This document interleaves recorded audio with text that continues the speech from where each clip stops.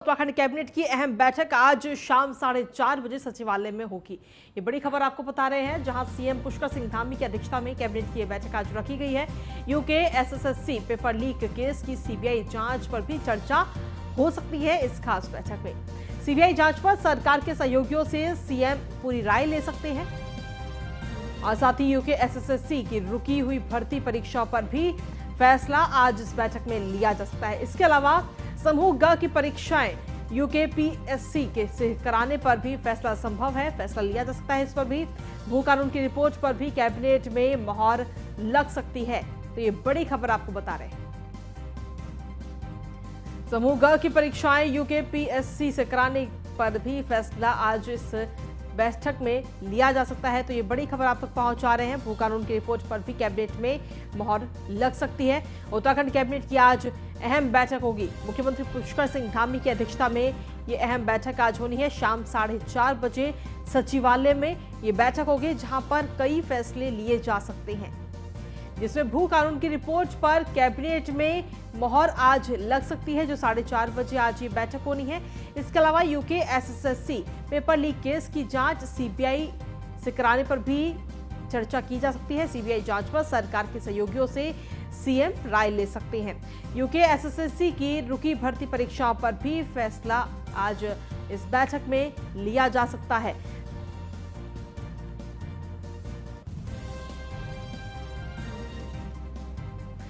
और अधिक जानकारी के साथ विशेष संवाददाता सुदीप जैन जुड़ गए हमारे साथ फोनलाइन पर। सुदीप, क्या कुछ ताजा अपडेट? आज 4:30 बजे कैबिनेट की अहम बैठक होनी है, क्या कुछ खास है इसमें? जी देखिए, आज शाम 4:30 बजे राज्य सरकार की कैबिनेट बैठक है। मुख्यमंत्री पुष्कर सिंह धामी की अध्यक्षता में बैठक होगी। 2 मंत्री इस बैठक में नहीं रहेंगे। चंदन रामदास बेंगलोर गए हुए हैं और रेखा आर्य मुख्यमंत्री के नामित करने के बाद अहमदाबाद एक कॉन्फ्रेंस में जा रही हैं, जिसमें प्रधानमंत्री नरेंद्र मोदी मौजूद रहेंगे। जी, जहां तक अब कैबिनेट की मैं बात करूं तो कैबिनेट में सबसे हॉट इशू जो राज्य में इस वक्त यूकेएसएससी पेपर लीक मामले का चल रहा है, जिसकी सोशल मीडिया में मांग उठ रही है और अलग अलग स्तरों से भी लोग कह रहे हैं कि सीबीआई जांच होनी चाहिए। सरकार अपने कैबिनेट के सहयोगियों से इस विषय पर कैबिनेट जांच कराए जाने को लेकर चर्चा कर सकती है। ये सूत्रों का दावा है। एजेंडे में हालांकि ये विषय नहीं है। इसके अलावा जो मुख्यमंत्री ने बीते दिनों कहा था कि जो छूटी हुई परीक्षाएं हैं वो लोक सेवा आयोग से कराने, और भू कानून जो राज्य में हिमाचल प्रदेश की तरफ तक भू कानून लागू करने की मांग उठ रही है जी, उसके परिप्रेक्ष्य में जो बीते दिनों कमेटी ने रिपोर्ट दी है जी, उसको अंगीकृत करने यानी स्वीकार करने पर भी चर्चा हो सकती है। तो ये 3 बड़े मुद्दे हैं राज्य से जुड़े हुए कैबिनेट में। इसके अलावा भी अन्य बिंदु हैं। चलिए ठीक है, शुक्रिया तमाम जानकारी देने के लिए सुदीप।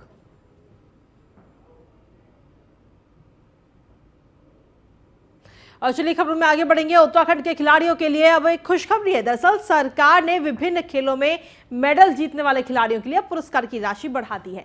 शासन की ओर से जारी आदेश के मुताबिक ओलंपिक में स्वर्ण पदक जीतने पर पुरस्कार के रूप में 2 करोड़ और ओलंपिक में प्रतिभाग करने पर 50 लाख की धनराशि दी जाएगी। विशेष प्रमुख सचिव अभिनव कुमार ने इसका आदेश जारी किया है। तो वहीं खेल मंत्री रेखा आर्य ने इस पर खुशी जताते हुए मुख्यमंत्री का आभार व्यक्त किया है। खेल मंत्री के मुताबिक इस व्यवस्था से राज्य की प्रतिभाएं और ज्यादा चमकेंगी।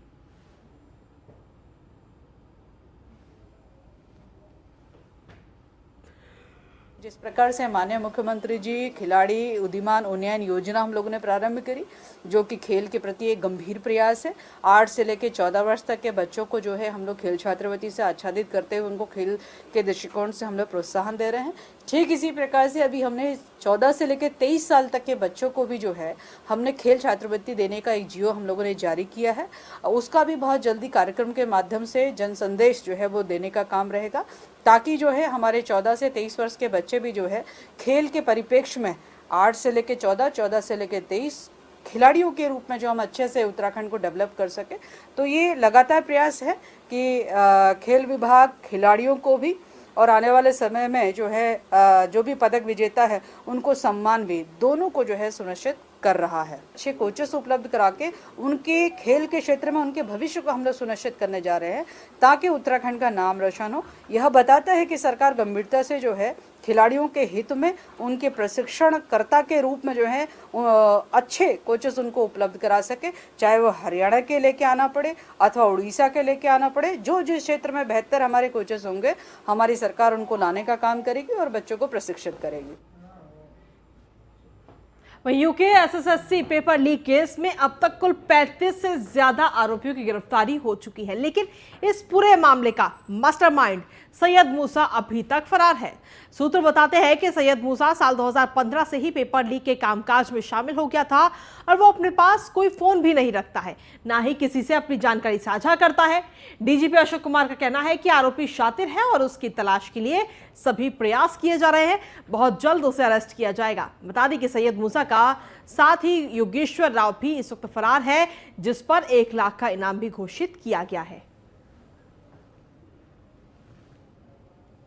पेपर लीक कराने का में मतलब बड़ा रोल मूसा का है। बाकी जो आपने देखा ना, हमारे जो 4-5 एरिया वाइज बड़े माफिया हैं सामने, वो लोग अपने अपने क्षेत्र से लोगों को इकट्ठा करते थे, पर कोई ना कोई पेपर लीक कराएगा, वो बड़ा काम है ना, तो उसमें इसका रोल है। बाकी तो गिरफ्तारी के बाद ही पता चलेगा। हमने टीमें बना दी हैं एसटीएफ की, वो पहले से प्रयास कर रही हैं। जब वो हाथ नहीं आया है तभी हमने जो है इनाम घोषित किया है और फिर इनाम की राशि भी बढ़ाई है, जिससे कि दूसरे लोग भी मोटिवेटेड हों, यूपी पुलिस भी हमें कोऑपरेट करे। तो हमारे सभी तरह के प्रयास चल रहे हैं और नहीं आएगा तो फिर उसकी संपत्ति कुर्की की भी कार्रवाई कोर्ट के माध्यम से कराएंगे। पेपर लीक कराने का में मतलब बड़ा रोल मूसा का है। बाकी जो आपने देखा ना, हमारे जो 4-5 एरिया वाइज बड़े माफिया हैं सामने, वो लोग अपने अपने क्षेत्र से लोगों को। वहीं उत्तराखंड अधीनस्थ सेवा चयन आयोग को भंग करने की मांग लगातार उठने लगी और इससे पहले पूर्व सीएम त्रिवेंद्र सिंह रावत ने भी आयोग को भंग करने की बात कही थी और वहीं अब इस मामले में एक और नाम जुड़ गया है। अब मंत्री गणेश जोशी ने उत्तराखंड अधीनस्थ सेवा चयन आयोग को भंग करने की मांग सरकार से की है। गणेश जोशी ने कहा कि जिस तरह का ट्रैक रिकॉर्ड इस आयोग का रहा है, लगातार गिरफ्तारी हो रही है, ऐसे में बहुत जरूरी है कि इसका भंग होना और सरकार लोक सेवा आयोग के माध्यम से भर्तियां कराई जाएं, जिससे युवाओं को न्याय मिले। देखिए, जिस प्रकार से अधीनस्थ चयन सेवा आयोग का ट्रैक रिकॉर्ड रहा है, लगातार गिरफ्तारियां हो रही हैं, तो इसके लिए उसका भंग करना मेरा अपना व्यक्तिगत मानना है, उसको भंग होना बहुत जरूरी है और लोक सेवा के माध्यम से भर्ती हो, ताकि यहाँ के युवाओं को के साथ न्याय न हो और उनका उसका लाभ मिले। क्या आपको लगता है युवाओं को फिर रोजगार अभी मिल जाएगा? बिल्कुल निश्चित ही, और उसके लिए उन्होंने कहा कि तुरंत उसमें तेजी से काम होना चाहिए और मुझे पूरा भरोसा है कि इस प्रकार मुख्यमंत्री जी काम कर रहे हैं। हमारे नौजवानों को उनको विश्वास। देखिए, जिस प्रकार वहीं हरिद्वार पंचायत चुनाव को लेकर भारतीय जनता पार्टी का मंथन, बीजेपी के वरिष्ठ नेताओं की अहम बैठक इस वक्त चल रही है। बीजेपी कार्यालय हरिद्वार में यह बैठक इस वक्त लगातार जारी है, जहां भारतीय जनता पार्टी के प्रदेश अध्यक्ष महेंद्र भट्ट भी इस वक्त बैठक में मौजूद हैं। इसके अलावा सांसद रमेश पोखरियाल निशंक भी इस अहम बैठक में मौजूद हैं। पूर्व प्रदेश अध्यक्ष मदन कौशिक भी इस बैठक में हिस्सा लेते हुए नजर आ रहे हैं। जिला पंचायत का चुनाव लड़ रहे प्रत्याशी भी इस बैठक में मौजूद हैं। भगवान को करता हूं कि आप सब अपनी योग्यता का प्रदर्शन, अपनी चुनाव को जीतने का काम करेंगे। हमारे और खबरों का सिलसिला न्यूज़ इंडिया पर यूं ही लगातार जारी है। फिलहाल इस बुलेटिन में इतना ही। नमस्कार।